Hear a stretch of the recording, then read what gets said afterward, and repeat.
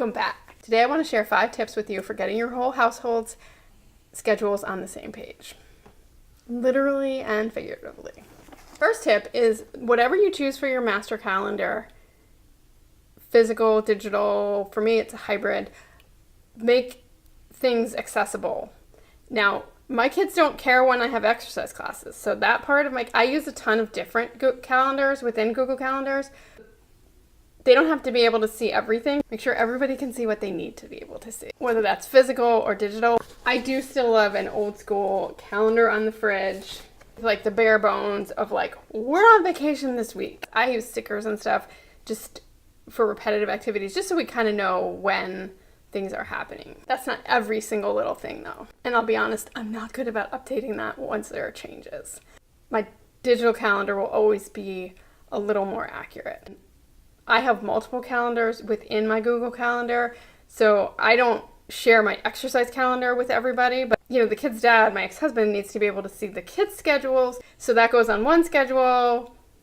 Everybody can see their own schedule, and it really helps.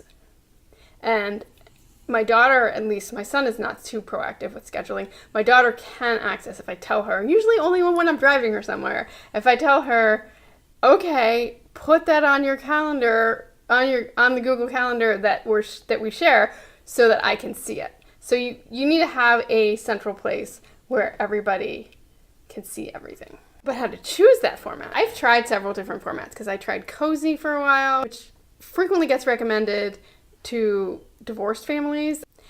That didn't end up being the right format for me. A lot of my information comes in on Google Calendar. There are a lot of digital calendars where you can import your Google Calendar into these different formats, but then once changes get made, it doesn't sync back into your Google Calendar, and I just need things to live in the Google Calendar.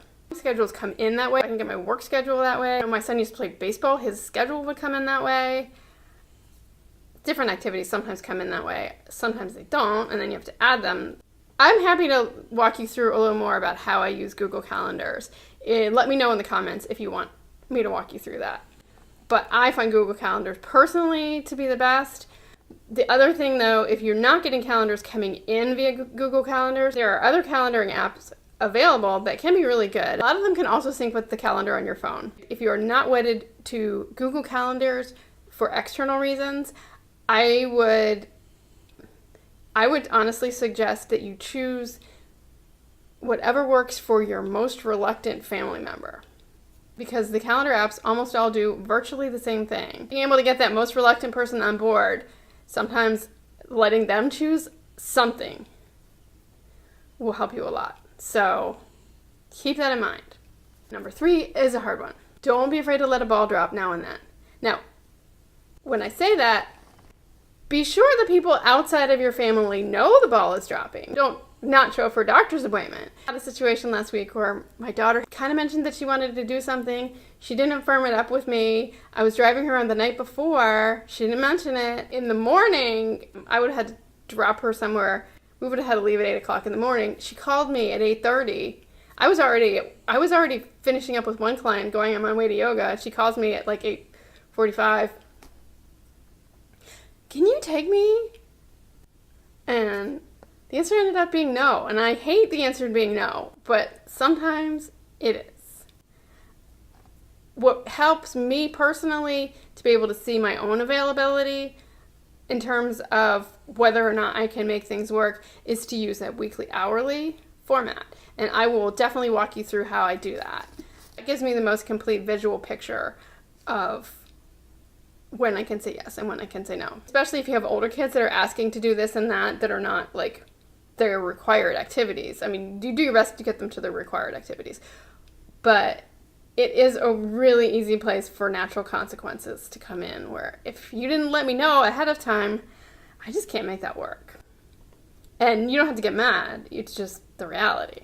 So just don't be afraid to say no now and then. Tip number 4 is to be prepared to evolve. When my kids were in early elementary school, it worked really well to have one of those strips on the fridge, which is your days of the week lined up, because we pretty much had the same schedule every week. We just needed to know what we had on different days of the week. That's what the kids needed to see, and I needed to know that. And it was very much simpler then. Although I did used to sit down when the kids were at activities. That's when I would pull together my personal calendar and make sure that it was updated. But as the kids get older, and I tried for a little while, I tried one of those family calendars. It was like a regular calendar. Each line had space, like this would be mom, this would be my daughter, this would be my son, this would be dinner. Which works in theory, but it doesn't help you figure out where your conflicts are. So you have too much room to put things, and you don't know that things are in conflict. And also it just started to look like a big garbagey mess, because things would get, my daughter has 1 million activities, my son has 2, and they just would end up getting just visually hard to keep up with. So that might work for a different family at a different stage. For us, that didn't work at the stage that I tried it. Just be ready to change course, because it's not always going to keep working. Number 5, aim for progress, not perfection. If your family's schedule is currently in chaos, you're missing appointments, don't expect that you're going to be able to schedule and then suddenly be able to add a bunch of things and still stay on top of it and get dinner on the table if you haven't been doing it. Work on one little area at a time. Don't expect everyone to get on board right away. Just find different ways. I mean, I can tell you, one way to sync calendars is a weekly family meeting. If that works for you, let me know how you do it. I should use this, because if I told my kids, let's have a family meeting, I should use this when I need to make a video, because if I tell my kids, let's have a family meeting, it gets really quiet in my house and they disappear. And even the times when I do sit them down, it's like, they're teenagers. They're like, what are you doing, Mom? Am I done yet? Am I done yet? So you really have to find little ways of making progress. You can't expect to go from being a total mess. Like think of it in terms of dieting. If you're eating burgers and fries for dinner every single night, and then you suddenly decide, some people can do it, but most people, if you suddenly decide you're going to, now I'm just going to eat beets and kale and quinoa. A lot of times it's too easy to yo-yo back and forth. If you try to push too hard and get it all together all at once, then you're just going to backslide really quickly. The same thing can be true of trying to get organized at home. You can go through kind of, it's time to get things together, kids are going back to school, that's when I do it.